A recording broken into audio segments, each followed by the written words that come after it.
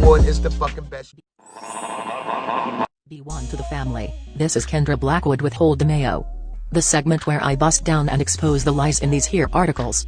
But before I get started, please subscribe to my YouTube channel, the Hot Lava Music TV YouTube channel, Von Savage Media YouTube channel, and all the channels on the network. And with that being said, did you all hear about the man who swung bat at Squeegee Workers in Baltimore is fatally shot? Now you know when they say a man it's usually somebody white, but this time I'm feeling a little Asian dude. But it goes on to say, a man who got out of his car and swung a bat at Squeegee Workers during a confrontation in downtown Baltimore was killed Thursday when one of the workers pulled out a gun and shot him, authorities said.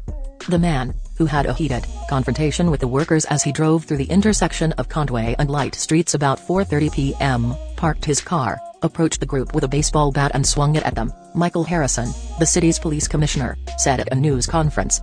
One of the workers pulled out a gun and fired at the man, who was taken to a hospital and pronounced dead, Harrison said. The victim's name was not immediately released, and Harrison said that the police were searching for the person who fired the gun. It was unclear if anyone had been hit with the bat or whether the victim had swung at the person who fired the gun.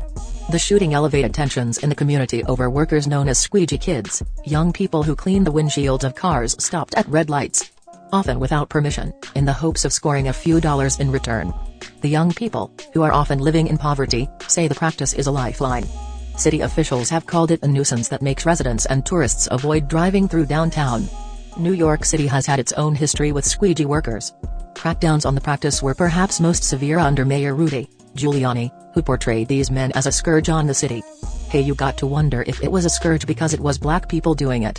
But anyway, to defend his department's handling of the Squeegee Workers, Harrison said that Thursday, hours before the shooting, the Baltimore police had arrested a person with a handgun at the same intersection where the shooting later took place. He did not provide more details on that arrest. The police were out here conducting enforcement, as the people want us to do, he said. And we did exactly what they asked us to do. Enforce. We did.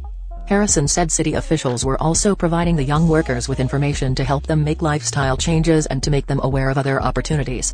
We understand people's frustrations, because we hear their complaints constantly, Harrison said.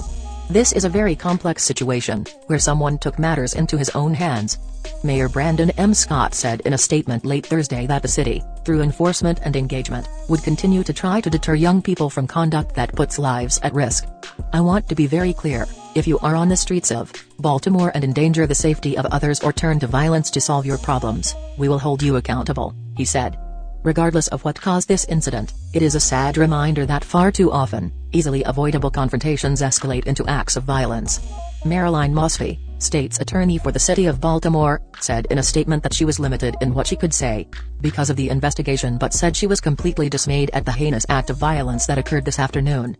Today's episode is completely unacceptable and should serve as a flashpoint for our entire city, she said.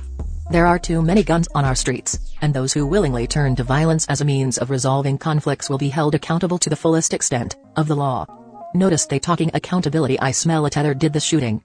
But hey, what do I know? I just work at Keep It P podcast. Also go sign the petition at noantiblackracism.com. That's noantiblackracism.com. Also, go grab a shirt. And I got 4 words for you. Love, peace, blessings, and Malone.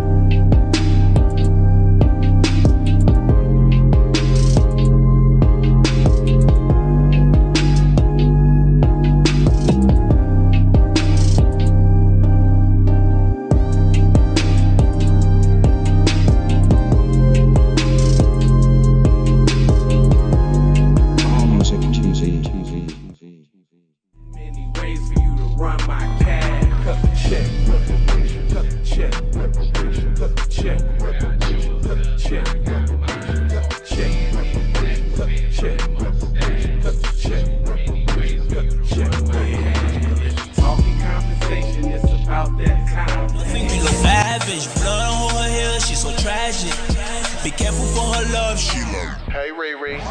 Hey Rihanna, hey girl, how you doing? I'm into you like Trump's in the pudding. I know that might sound a little confusing. Call me when you need a friend. Call me when you need someone to come through with that loving baby, babe.